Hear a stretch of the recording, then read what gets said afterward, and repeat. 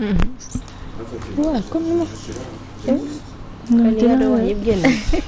waaw kay mi ngi noonu kon li ma doon wax yëpp jàllul dama nuyuwaat mbokk téléspectateurs yi rek nuyuwaat diaspora Alioune Sow c'est un plaisir ci ni ñu fekk ci plateau bi ñu. mi ngi noonu. c'est grandement partagé. ci yàlla. Bonjour. Aliou Sow na nga def. maa ngi lay sant aussi ma petite sœur donc Mamadou Diaby Gassama. di la ziar. bonjour. La petite sœur aussi donc à qui je transmets de l'ami naturellement un super extra ultra grand bonjour. oh bonjour. people bi rax na de. kontaan naa. mal de tête. people bi rax na de. massa massa. J'espère que ça va passer. mi ngi noonu Massa ça va passer incha allah Fatima ñu bàyyi la nga yaatal ci li nga xam ne moom moo di actualité people yi tey sa premier point bi. mi ngi noonu dañ koy door ak campagne électorale yi nga xam ne jamono ji mën nañ ne moo lëmbee réew mi koñ boo romb Mumbaay Xumbaay yaa ngi jolli te ku ne xam na ne nag ku wax campagne électorale wax li nga xam ne mooy violence yi ñu ci nemmeeku. waaye bii nii ñu gis lu yees ndax ba tey bu ñu sukkandikoo ci Sénégal 7 dafa mel ni ngi aljuma. cortège yu Farba Senghor dafa am benn maanaam jafe-jafe bu am bu leen dal maanaam ab tiis ndax ab sax xale bu jigéen bu toll ci 18 ans maanaam fukki at ak juróom-ñett moo ñàkk bakkanam ci boobule cortège ndax ci ca campagne ga sax nee na ñëw ca la bokkoon mu doon loo xam ne lu doy waar la fële ca moom meeru añam boobule sax mën nañ ko mi ngi noonu ci photo bi moom lu ni mel moo ko dal mbir maa ngi amee fële ca village bu Silla Worgo bokk ci commune bu Dandemayo mu doon loo xam ne lu metti la encore une fois ndax dañ koy faral di nemmeeku saa bu campagne jotee ñi nga xam ne ñoo ci ay innocente ñoom ñoo ci am ay ñàkk seen i bakkan ak yu ni mel te amaana bokkeewuñu ci laalewuñu ci takkeewuñu ci leneen aussi ñu jàll ci beneen point bi rek ndax daanaka mën nañ ne benn la ndax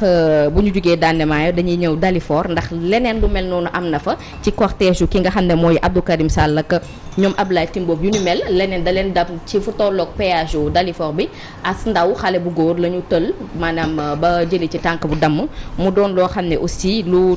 ñuy nemmeeku ci campagne électorale ndax ñi nga xam ne bokkuñu ci comme ni ma ko waxee léegi laale wuñu ci takkewuñu ci ñoo ciy jot loo xam ne lu metti la moom li Wolof Njaay di wax ñi ci gën a oyof bopp ñoom lay dal ñuy sensibiliser ñi nga xam ne ñooy parents yi rek ñu téye seen doom ndax ñi nga xam ne ñooy campagne di dawloo nit ñi amaana bu ñu toogee duñ leen sax gis wala ci lañ leen di gëj a gis promesse yi ñuy def yëpp ñu ci bari duñ ko jëfee mu doon loo xam ne amaana mën nañ ne sax sénégalais yi conscient nañ ci loolu mais li ñuy sàkku rek ci kilifa yi mooy ñu gën a téye seen doom ndax ndogal dafa gaaw ndax diggante week-end bi rek ñaari problème yooyu am ci tax na sax site yëpp fësalandoo ko ni ngi ci semaine beeg week-end bi ñëpp di ci waxtaanee mu doon lu doy waar Alioune Sow. Oui, c'est vrai que en ce moment il y a énormément de violence ñu ngi koy wax partout. donc ci dégg nga moom landerneau politique surtout en tout cas sur campagne électorale bi nga xam ne commencé na depuis une semaine on se rend compte que ni y a beaucoup de violence boo demee côté Joal am na violence boo demee côté Popenguine am na violence boo demee Mbour aussi il y a beaucoup de violence à Mbour donc il se passe des violences de partout dans ce pays donc je crois que c'est vrai que aussi dans le sud aussi dégg naa fa ay coow yu bari ak ay xasante yu métti parce que il faut reconnaître aussi que violence ce n'est pas que de la violence physique c'est aussi la violence morale et puis la violence aussi verbale surtout par rapport ak wax yi gars yi di sànni entre ñoom on aurait l'impression que c'est une haine féroce qui existe entre ces différents leaders politiques la question c'est de savoir est-ce que c'est un jeu entre ñoom kese histoire d'arriver au sommet et puis entre les populations ceux qui doivent voter ceux qui sont censés les élire ñu leen di jaxas seen biir après naturellement ces mêmes hommes politiques vont se retrouver certainement autour justement des salons d'hôtel pour échanger entre eux et puis redevenir ces mêmes potes d'antan si je peux dire donc je crois qu'il y a un problème vous voyez que fii nii il faut surtout faire appel aux populations aux citoyens sénégalais qui sont censés encore une fois voter ñu dalal seen xel xam ni ces hommes politiques là ne sont en général je le dis et j'insiste là-dessus et je l'assume donc totalement ce sont des hommes politiques ce sont en général des hypocrites ce sont en général des gens qui ne disent pas la vérité ce sont des gens qui sont omnibulés par un seul et unique objectif moom mooy fexe def seen kamtalay kattan ba atteindre le pouvoir parce que ils n'ont que ça à faire en général ils ne font pas autre chose jóguñu pour askan bi en général duufal seen poste moo leen tax a jóg Fatima ci côté accident bi laa bëgg a wax man parce que tey accident moom du ñàkk dafa bokk ci dundu doomu aadama mais dafa doon la nga xamante ne aussi mun nañ ci moytu bu baax a baax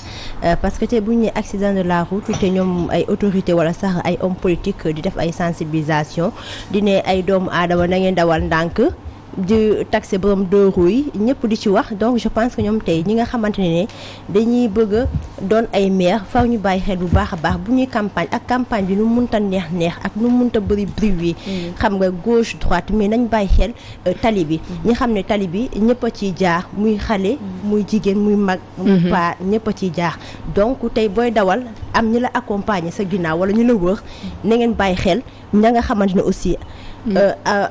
boobu benn instant benn minute bu ndaw rek mun na romb donc mu doon la nga xam te ne tout le temps war nañ ci bàyyi xel bu baax parce que tout le temps muy élection présidentielle muy élection locale dañuy nemmeeku ay accident donc noonu nañ ci bàyyi xel xam ne askan bi dafay bëri ay retard sax parce que da ngay ñëw war a jàll fenn yaa ngi yor sa oto amoo yoon boo jaar nga gis fii ba fii nit ñaa ngi bëri ku ci nekk di campagne benn instant tamit dañuy retardel sax ci li nga xam ne moom moo di ñi nga xam ne dañu war a dem fenn xamoo ndax ku feebar moo ngi ci oto bi war a romb xamoo ndax kër gi ngay def bruit amul ku nekk ci biir dafa souffrant et consort dafa mel ni daal géewum politique gi ñoom seen bopp la ñuy gën a sóoraale kon li nga xam ne ni moom moo di intérêt askan yi aussi ñu bàyyi xel seen doom ndax ku ci gaañu rek amaana ñoom ñoo koy wéetoo sa mbaxloo beeg yu ni mel yooyu yëpp am na solo mais nañu bàyyi xel ñi la nga xam ne ñooy seen i njaboot te it téeleen ndax yenn campagne yeeg topp ñi nga xam ne ñooy ay ñi nga xam ne ñoo bëgg a nekk maire jaruñu ko ñu jàll rek feneen Fatima ci beneen point Mbathio Ndiaye xam ngeen ko Mbathio Ndiaye coowal tas gi ñeel moom fecckat bi lee Mbathio Ndiaye mu mel ne pënd ba wureegul ndax Mbathio xam nañ ni jamono ji nan lañ ko mën a waxee sax moo nekk ci podium bi yàgg na ci nekk sax waaye mu mel ni dawu ko la ñu ko duppee rek muy biri ndax dawul coow benn yoon Mbathio mbir mi mu ngi jëm waajul jeex ndax mën nañ ne moom Mbathio Ndiaye ni ki daaw lañu ko takk waaye ci at bu wees bi la sëyam yëngu ñu dégg ci nag yenn yoo xam ne yu doy waar la amaana sax duñ ci yegg ndax sénégalais yëpp gisandoo nañu ko moom doomu Koungheul boobulee mu mel ni ñenn ci ay jegeñaaleem xam ne nañ ni pareegul pour wàcc guerre bi ndax porté na plainte ñi nga xam ne ñoo nekk ci ay deram wala di ci wax di ko yàq ak yu ni mel maanaam parewul pour bàyyi boobule scandale ndax scandale mën nañ ne moom miin na ko loolu la ko ñenn ñi jàppee wala ca lañ koy dàkkantalee lu yees am ci mbir bi ndax xam ne nañ ni Mbathio Ndiaye gannaaw kii la di soxnaas Armand Ndiaye di dabaay doon ku jege loolu di borom këram moom Mbathio Ndiaye moo porté plainte kii la di dabaay ndax xam ne na ni moom influenceuse boobule dafa dugg ci compte Snapam dafa nekk ci compte Snapam di ko waxal ak di ko giita ngaas ak di ko sulul ay mbootam ak yu lu mel laaleel ko li nga xam ne mooy biiram ak biteem yëpp wasaare ko ci Snap bi mu doon lu doy waar ndax coow ngi fële fu nekk ñu nekk ñenn ñaa ngi def ay vidéo di wax ñu ciy tudd ay ñi nga xam ne ay célébrité lañ ay fecckat ak ay miss ak maanaam ñu bokkal liggéey bi ay collègue am dégg waaye doy na waar lu doy waar la ndax yu ñaaw yi ñuy dégg ñu di ko teg ci deram xamuñu nag ba xam dëgg laan du dëgg waaye mu mel ne mbir bi dina leer ndax convocation baa ngi noonu mbokki xam naa ni affaire bi dina am suite ndax dem na ba yegg ci loxo yoon mel apparemment sax tey lay dem Fatima li nga wax day tax ñu rebondir laaj am benn laaj boo xam ne war nañ ko mën a samp mooy est-ce que su gisee seetloo leen di am na perte de valeur léegi maanaam ñun suñu maam yi lu ñu yare woon ñu ngi koy teg de côté sutura amatul ci biir réew mi même nit ki xamal nga ko waaye sutura mu mel ni loolu dafa naax saay nit ki loo ko xamal léegi da ngay toog ci réseaux sociaux yi vilipande ko wax ko tiitaroo ko nag naan ngi wane wu ak yooyu man je pense que jël benn parce que sëy aussi la ko tëgg bu yombee la koy tas day yomb. ba tey jii nii yaa ngi waxi sëy li ko tëgg mais man dama bëgg ñu dellu siwaat si jikko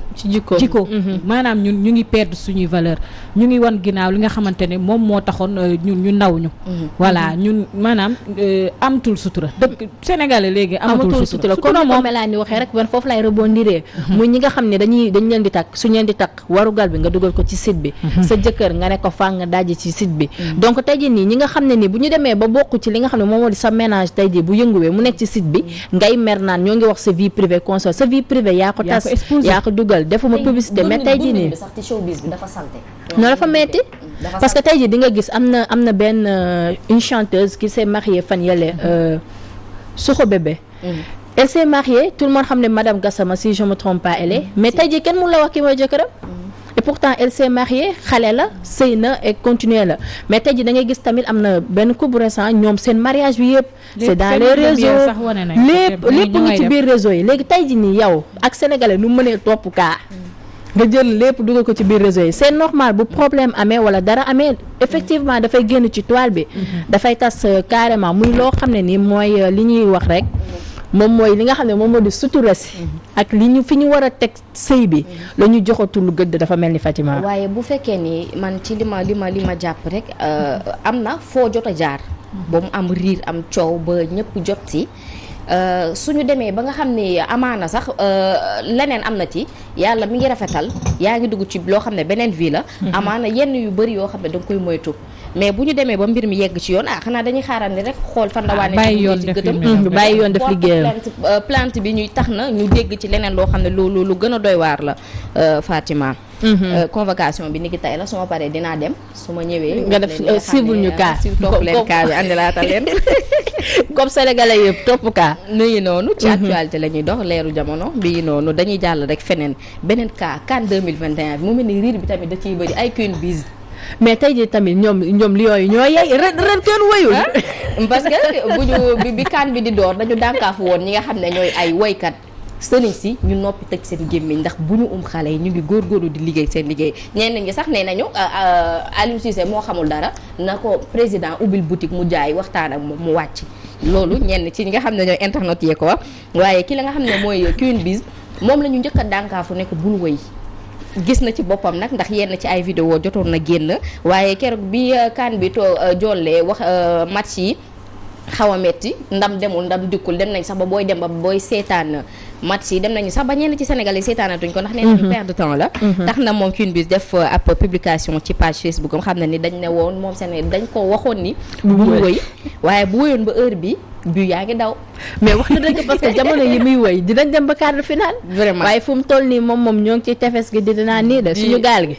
nañ ko encouragé nag moom nañ ko bàyyi mu wëy vraiment Queen ñun bëgg nañ nga wëy man xam nga li ma bëgg wax Fatima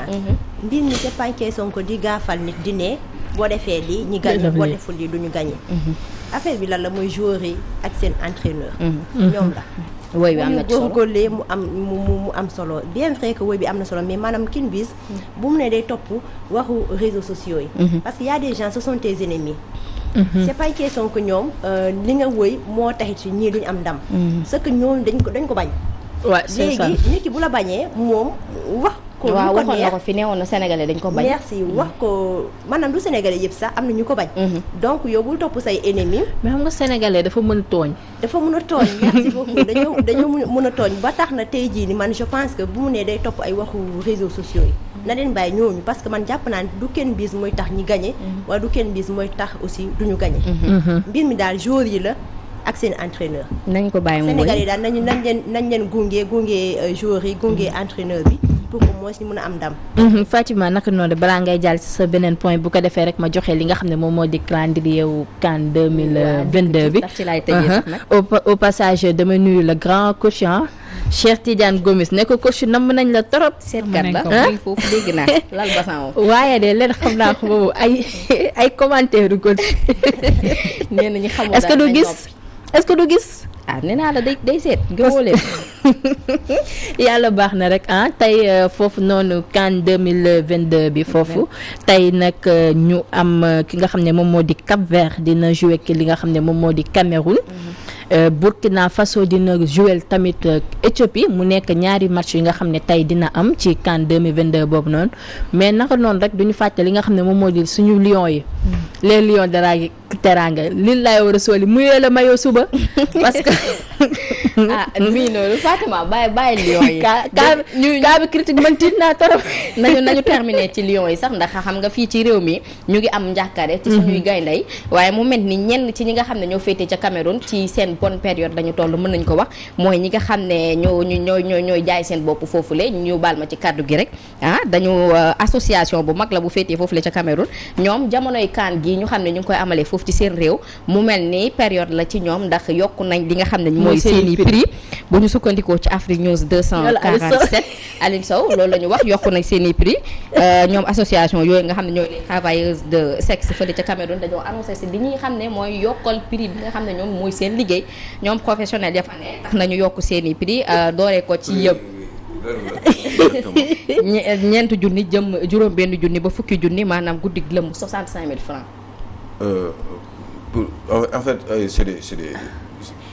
En fait c'est des putes quoi, c'est ça. ay Aliou Sow. bu fait ñoom dañuy jënd yàpp di jaay xam nga di reer. Aliou Sow. mais dañuy reer. non c'est des travailleuses du sexe. Voilà. Si je peux le dire autrement. donc dañuy yokk seen prix jaay seen bopp. waaw dañuy yokk seen prix ndax. donc lu ci biir njaay moomu dañuy yokk léegi njaay dañuy dafa gën a cher. marchandise dafa gën a tarif bi cher. dafa gën a cher. Oui, certainement parce que en général une denrée qui est rare, elle est forcément chère. waaw dëgg la de ca dara yàlla. donc ca économie ba la c'est quand même extraordinaire mais donc ay ñala mais waaye ay camerounaises lañu. ay camerounaises lañ te prix yu gën a bi ci gën a kawe daal 125 000 la maanaam. dañoo yokk seen level. kan bee tax ñu yokk ndax am na ci ñoo xam ne dañuy ñëw pour seetaan si ay match yu ni mel waaye teewut dañuy génn daal di divertir yeeg yooyu ñoom ñi nga xam ne nag ñooy liggéey yeeg yu ñooy liggéey ci yooyu le boobu le domaine seeni yoon sax da leen koy tere parce que code pénal bu Cameroun dafa condamné genre pratique yooyu waaye mu mel ne doxul faalewu leen non ñenn ci koo xam ne amoo Fatima waaw légaloo ci amoo këyit carte bi quoi amoo carte ak yooyu waaye mu mel ni ñooñu daal faalewul leen ndax ci comme ci seen période dañu nekk Cameroun day jolli day neex prix ya yokku na. peut-être que xaalis bi day gën a dugg. Cameroun en ce moment il y a beaucoup d'argent parce qu'il y a beaucoup de gens qui viennent avec des devises ay xaalis bu dul jeex. donc forcément bu ñëwee il faut ñu door mu daanu. bu ñu ñëwee sax ñoom Fatima bu ñu ci jàppee dañu lay tëj ci kaso bi. waaye mu mel ne yoon bi doxaleewul ci nañu ko tegee woon code ni nañu tegee woon code camerounais ci fa la ñu jaaree tàggoor rek comme prix daa yokk dañuy bàyyi waxu prix dëkk bi banque bi dafa wëri. naka yàlla baax na 20 000 francs la dooree. ba 125 000 50 000 hausse de am na 5 000 mooy xaaju guddi. mais est-ce que du vente aux enchères est-ce que des fois ku ñëw dóor benn 200 300 parce que dafa bari xaalis. Aliou Sow yàlla baax na dafa mel ni fu mu toll nii foofu noonu ca Cameroun. ñi fa nekk daal nañu est-ce que lu ñu ko su mu topp kaa bi. wóorul de déedéet nañ ko bàyyi mu tëdd nelaw coach yu bàyyi ko mu gérer football bi ñu bàyyi ko mu nelaw Fatima ñu bàyyi la nga tàggatoo ak téléspectateurs yi rek tàggu mbokk téléspectateurs yi nga xam ne ñooy safoo leeru jamono bu ko defee